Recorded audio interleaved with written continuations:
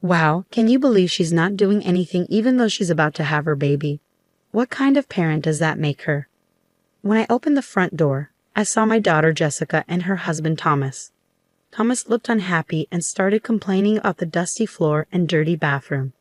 He seemed to think that because Jessica wasn't cleaning, it was my fault as her parent. I tried to explain that Jessica's pregnant belly made it hard for her to clean, but Thomas didn't listen. Instead, he said he was leaving Jessica because she couldn't keep the house clean. My name is Rebecca, and I'm 54 years old. I work for a big company, and it's just been me and Jessica since her dad passed away. Raising Jessica by myself was tough, but her happiness always made it worth it. Jessica is a kind and caring person with good friends, but she struggled to find a boyfriend. I hoped she'd meet someone in high school or college, but she didn't. Eventually, she started dating a guy she met through a friend, and they got engaged after a couple of years. I was happy for her, even though it meant she'd move out soon. Jessica's husband, Thomas, is older than her and really focused on his career. He often stays late at work or goes out, leaving Jessica to do all the chores. I thought they should share the chores, but I didn't want to interfere too much in their lives. Then, about 6 months after their wedding, Jessica invited me to lunch to tell me she's pregnant. Jessica always loved children, even though she didn't have any siblings herself. She used to talk about wanting a little brother or sister. But since I didn't plan to remarry, I couldn't give her that. Despite being married, Jessica still wanted kids, and she spoke to her belly with love, showing how excited she was to become a mom. Seeing her like this made me really happy. As we said goodbye after lunch, I reminded Jessica that I'm here for her if she needs anything. During Jessica's pregnancy, she kept working, so I made sure to check on her often. But when I got a big work project that meant I'd be traveling a lot, I worried about leaving her. Jessica reassured me she'd be fine, so I threw myself into my work. By the time Jessica was close to giving birth, my project was almost done, and things were calming down at work. I called Jessica to talk about plans for when the baby arrived, but Thomas answered the phone instead. He said Jessica was being useless, and that he was bringing her over to my place. An hour later, the doorbell rang. Opening the door, I found Jessica looking really messy next to Thomas when I opened the door. She seemed different, not even able to muster a smile. Her eyes had dark circles under them, and her hair, nails, and skin looked dry. She didn't look like a woman in her 20s at all. Her hands were cracked and bleeding, and she seemed distant, staring off into space. How could she have changed so much in just a few months? I let them inside and had them sit down. Since Jessica couldn't speak, I asked Thomas what was going on. "Thomas, why is Jessica like this?" I demanded.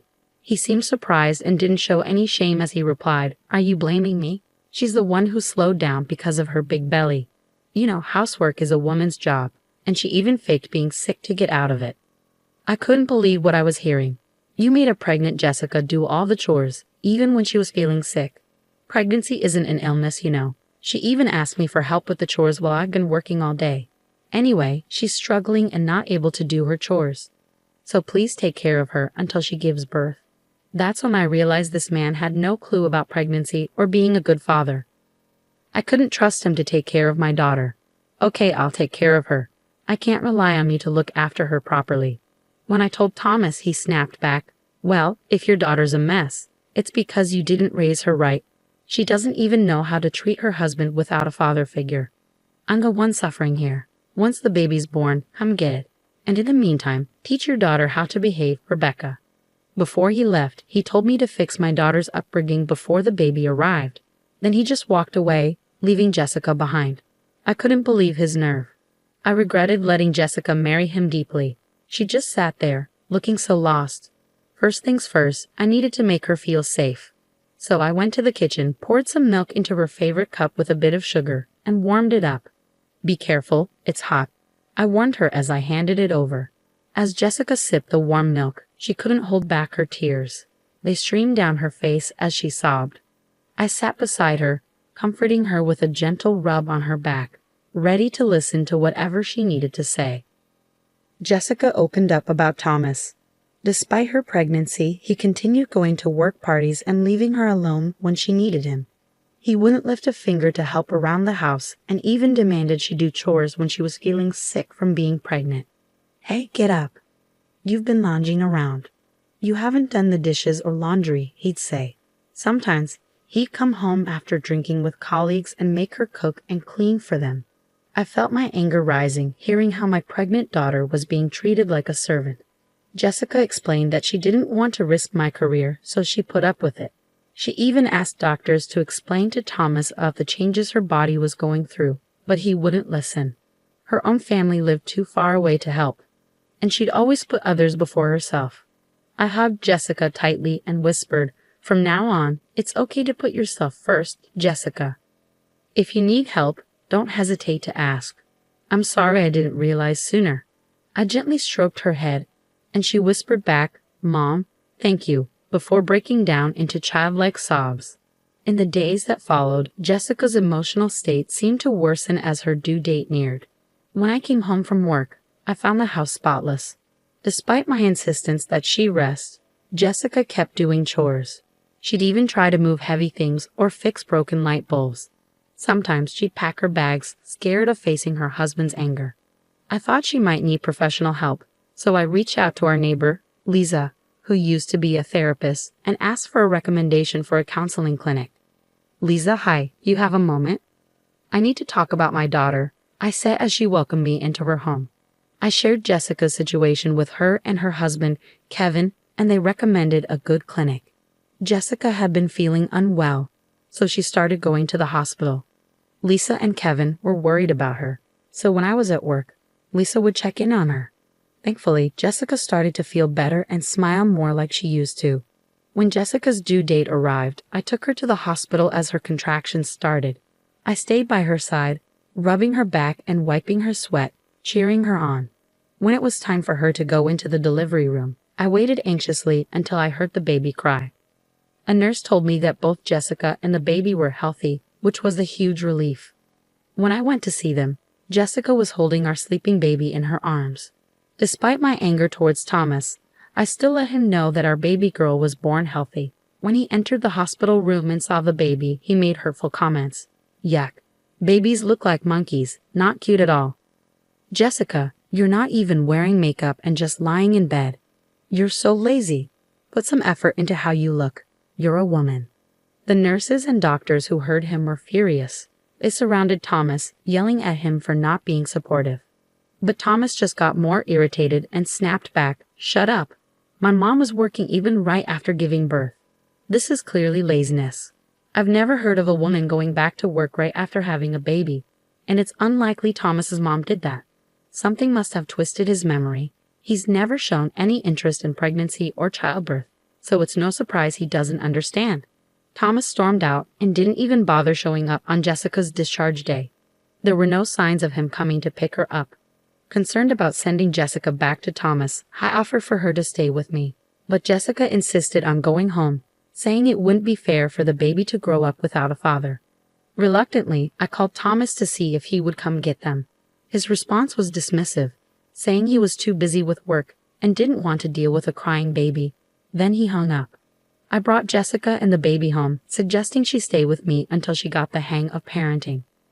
Thomas hadn't bothered to buy any baby supplies, so we went shopping together to make sure they had everything they needed. He hadn't even thought of a name for the baby because work was all he cared about, so Jessica and I chose one together. We named her Sarah. Our neighbors, Lisa and her husband, knew about the situation and helped out with looking after Sarah. With their support, Sarah grew up well. About 3 months after Sarah's birth, Thomas suddenly showed up unannounced to take Jessica and Sarah back. "Hey, I'm here to pick you up. Hurry up, you're always so slow," Thomas yelled from the front door. But Jessica had reached a point where she fully understood how terrible Thomas was and had decided to divorce him. She refused to be controlled by him anymore. "I'm not coming back home. I'll send you the divorce papers," she replied firmly from behind the door. Thomas couldn't believe it. "Are you kidding me? In today's world, a man with a wife and kids is more likely to succeed. What's the point of being married to you if we divorce?" "I'm never getting divorced," he yelled back. My daughter was furious, realizing that Thomas had only married her and had a child for the sake of his career. Before I could say anything, our neighbors, Lisa and her husband Kevin, came out of their house. Thomas went pale when he saw Kevin, who turned out to be his boss. "Boss, what are you doing here?" Thomas stammered as Lisa and Kevin approached. Kevin, clearly disappointed, said, "So, you're Jessica's husband. It's unbelievable that someone like you, who neglected his child for 3 months, turns out to be you. You lack empathy, and I can't trust my team with someone like you. I'll inform the CEO, and your promotion is canceled." Thomas pleaded with Kevin, but Kevin was unmoved. "You don't even want to listen. You only ever cared about your work." Thomas cried, clinging to Kevin in desperation. Kevin didn't allow Thomas to say anything more. Thomas, feeling defeated, dropped to his knees. Kevin, known as a family man both in the neighborhood and at work, couldn't stand to see Thomas treating his family so poorly. It turned out that Thomas had been pretending to be a good husband and father at work to boost his chances of promotion. Quietly, Thomas went home that day, but at the office, he started pestering his colleagues and subordinates, asking them to put in a good word for him with the boss for a promotion. When no one complied, he went straight to the CEO. "Sir, I've worked hard for this company every day. My sales numbers are consistently high. Please approve my promotion," he pleaded with the CEO. But the CEO had already heard from Kevin. "Your performance numbers might look good, but you've been using aggressive tactics to win contracts," the CEO said. "Just raising your own numbers isn't enough. A deal that tarnishes the company's image is a failure, even if it's successful. If you can't understand that, you won't move up. I have no more expectations for you." Thomas left the CEO's office looking defeated. The CEO, who occasionally appears on TV and is known for his integrity, made his decision based on more than just reports from Thomas's boss. It was a clear message to Thomas. He lost his motivation for work, started making more mistakes, and was eventually transferred to a regional department with very little work. At least he didn't lose his job entirely. After his transfer, Thomas kept coming to our house, begging for another chance and wanting to see Sarah. Both Jessica and I ignored him, but when he became too persistent, Kevin warned him that he would report him to the CEO, which could get him fired. After that, Thomas stopped bothering us. It became clear that his affection was shallow. When Kevin found out that Jessica was struggling to get her divorce approved, he referred her to a top-notch attorney. The divorce went through smoothly, and she even received compensation for emotional distress. Meanwhile, Thomas was transferred and seemed to be living a quiet, lonely life in a rural area. I heard this from Kevin. Kevin mentioned that the last time Thomas came into the office, he looked completely different. His shirt and suit were wrinkled, he had grown a beard, and he had lost a lot of weight. In the small town where Thomas moved, it's not easy to get to a dry cleaner or convenience store without a car. Maybe he's trying to save on gas or simply can't be bothered. But if he's not using these services, he'll have to take care of himself. Since Thomas never lifted a finger to help with housework and always said it was a woman's job, he probably doesn't know how to do anything for himself. He must regret treating Jessica like a servant now that he's all alone. Perhaps Thomas feels like he's lost everything since the divorce and losing custody. He even started to forget the child support payments he promised to make for Sarah. Whenever Jessica reminds him, he apparently tells her how tough his life is, almost in tears. I advised Jessica to inform her lawyer, and as soon as she requested child support through legal channels, it got paid. So far, we haven't heard anything from Thomas about wanting to see Sarah. If Sarah wants to, we'll reach out. But Jessica and I agreed that we'll pour lots of love into raising her into a fine adult even without a father around.